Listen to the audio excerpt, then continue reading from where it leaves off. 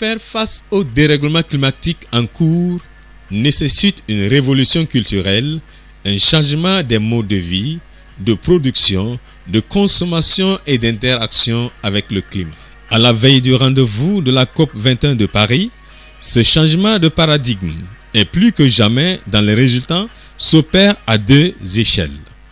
Au niveau des États et des organismes supranationaux, comme l'Organisation des Nations Unies, des tractations de haut niveau ont permis par exemple d'adopter en septembre de cette année l'agenda de développement post-2015 avec de nouveaux objectifs dits de développement durable plus soucieux de la préservation du climat. Mais pourtant, c'est à l'échelle des territoires et des écosystèmes que les effets du changement climatique sont les plus sensibles et qu'il faut dès aujourd'hui imaginer des programmes d'adaptation.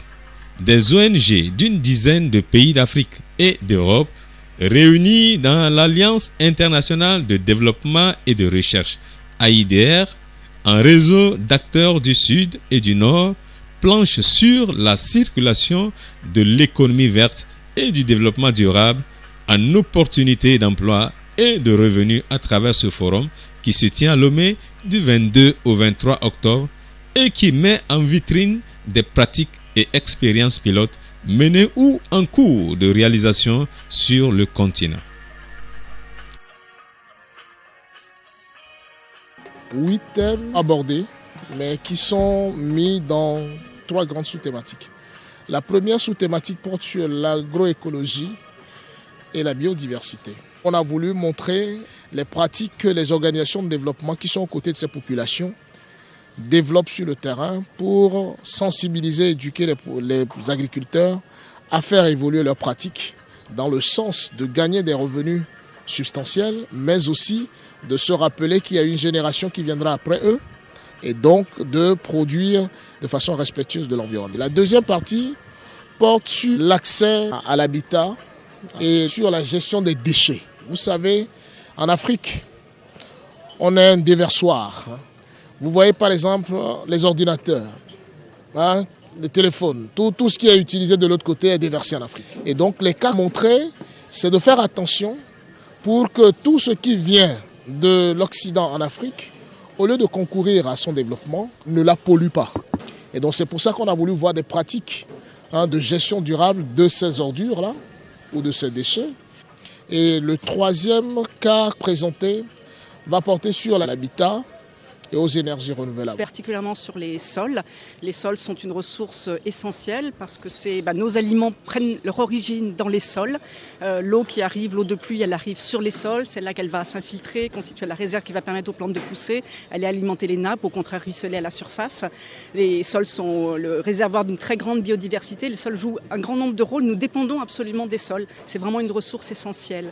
Et cette année, étant donné la situation de dégradation des sols dans le monde, l'importance des sols pour le développement durable, pour l'avenir, pour les générations futures. Les Nations Unies ont déclaré que 2015 était l'année internationale des sols et je suis cette année ambassadrice des sols pour la FAO, donc pour essayer de promouvoir, de défendre, de parler des sols. Voilà, cette ressource dont nous dépendons tous, notre terre-mère. Il y a donc un milieu multifonctionnel et les sols, à l'échelle globale comme à l'échelle locale comme à l'échelle globale, les sols peuvent s'inscrire par rapport aux objectifs de développement durable, par rapport aux grands enjeux de notre planète, sécurité alimentaire, sécurité des ressources en eau, sécurité, approvisionnement énergétique, changement climatique, protection de la biodiversité. Les sols sont reliés à tous ces enjeux et ils sont peut-être aussi du coup à utiliser comme un levier pour harmoniser la réponse à ces différents enjeux. Madame Chenu, cette question m'est venue à l'esprit sur la question des sols. Comment définit-on le sol? Maintenant, entre terre et sol, on peut, donc le sol, le terme dont je parlais, c'est une matière, c'est une épaisseur. Entre terre et sol, on a tendance à peut-être utiliser, ces deux termes sont en partie synonymes, mais dans le terme de terre, la terre est un matériau, on peut la déplacer.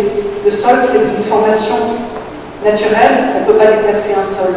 Donc il y a peut-être ça, et c'est pour ça que c'est peut-être important que la FAO ait le terme de sol. Voilà, le sol, on ne peut pas le déplacer.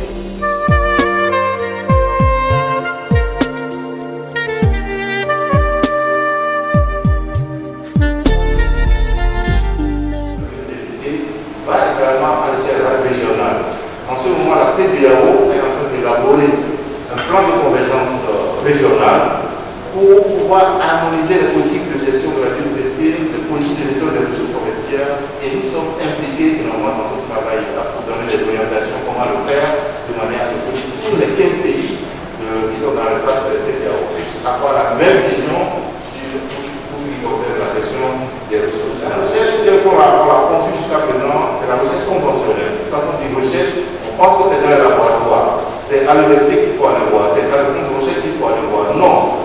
Nous avons aujourd'hui une autre vision de la recherche, c'est la recherche provenant des experts locaux.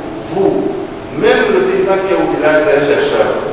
Nous pouvons aujourd'hui approcher ces gens-là. Qu'est-ce qu'ils font et comment nous pouvons valoriser, comment nous pouvons mettre leurs connaissances au service de la décision surtout et aussi au développement local.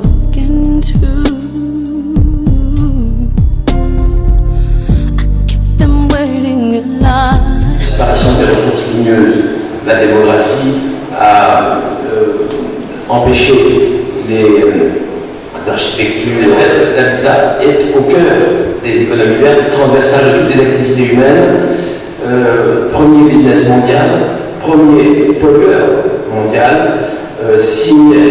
qui signe des époques, des cultures, des régions. Et donc comment penser une économie verte sans penser un habitat vert?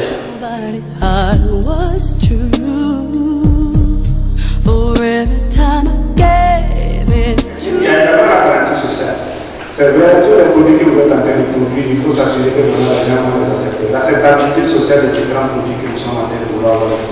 Donc, il y a déjà des techniques sur lesquelles on s'appuie, par rapport à TPC, je crois que les gens connaissent.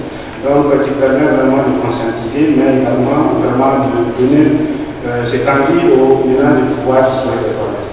Après cette approche, il y a le marketing de l'assainissement qui doit nous permettre de proposer vraiment les gammes de technologies que nous voulons pour pouvoir visualiser dans la zone. Et l'approche écosane qui permet vraiment de prendre les déchets.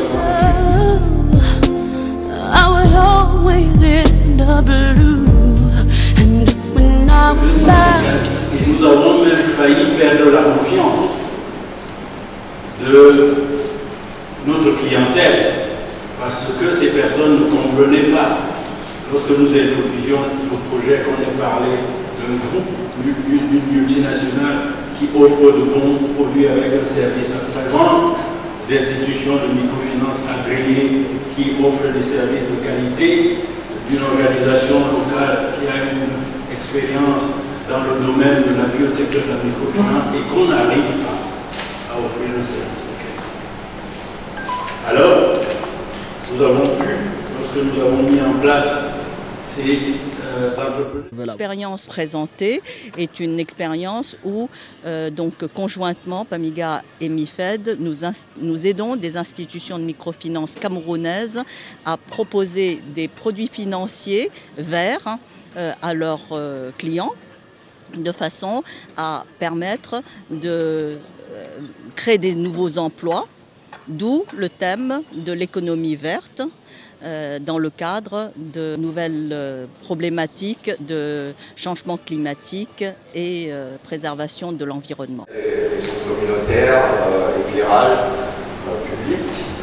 Au niveau du respect, cet entrepreneuriat va amener la personne à servir de modèle dans la communauté. Et ensuite, il y a tout ce qui est accès à l'information et à la communication. Donc l'électricité permet d'avoir accès au téléphone, à la télévision, à la radio.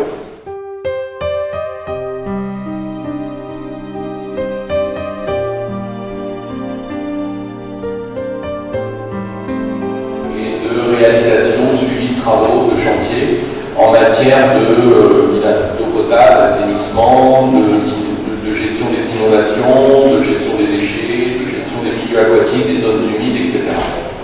Donc, rapide et un point important sur la métrologie, puisque dans les domaines de l'environnement, on reviendra un petit peu tout à l'heure sur ces problèmes-là, notamment de diagnostic. La notion de métrologie et de mesure sont très importantes en matière de connaissances et d'acquisition de connaissances pour anticiper anticiper avant de commencer à faire des choses.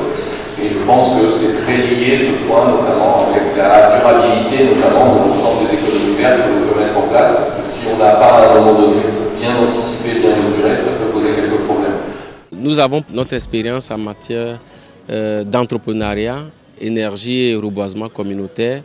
Nous avons un volet qui consiste à offrir aux communautés des kits solaires contre des reboisements. Alors, à la fin du reboisement, nous les suivons et c'est complètement la communauté. Toute la plantation revient à la communauté.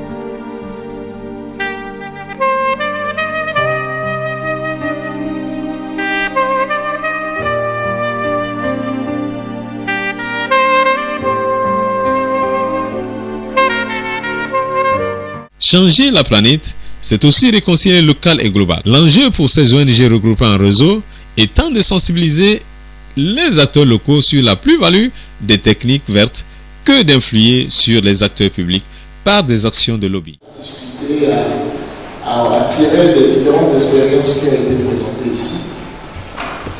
Je voudrais, avant de dire que le forum prend fin, rappeler simplement que l'AIDR est une organisation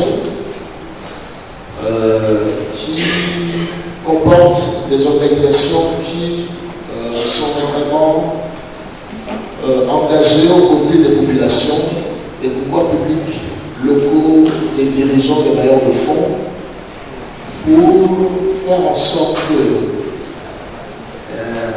les populations vulnérables sortent des difficultés auxquelles elles sont confrontées dans leur vie de tous les jours. Et pour ça, elle est organisée autour de 3 plateformes, dont celle qui porte sur la recherche et développement, comme je l'ai annoncé. Et c'est à ce titre que ce forum est organisé. Et on organise nos forums une fois tous les 4 ans, tous les 3 ans.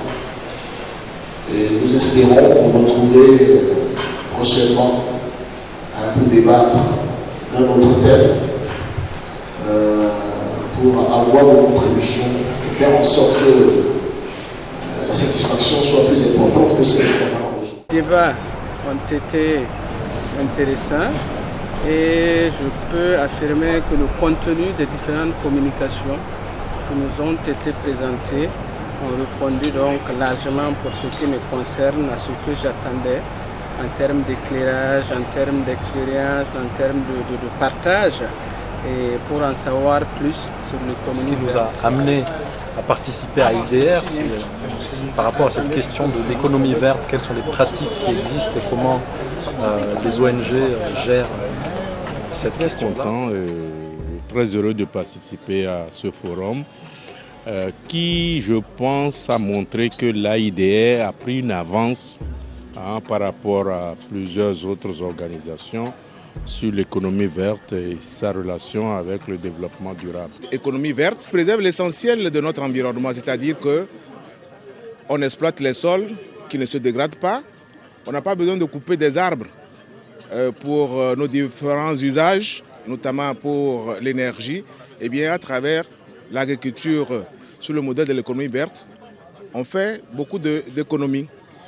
Alors, je voudrais surtout insister sur la présence de la HAC, la Haute Autorité de l'Audiovisuel de la Communication, à ce forum, par le fait que nous devons encourager ces genres d'initiatives et surtout appeler les médias à accompagner ces projets. Le Togo a eu l'opportunité d'accueillir le Forum international de l'AIDR sur l'économie verte et le développement durable. Et de 150 participants venus de 10 pays d'Afrique et d'Europe. Nous en sommes fiers au niveau de l'AIDR.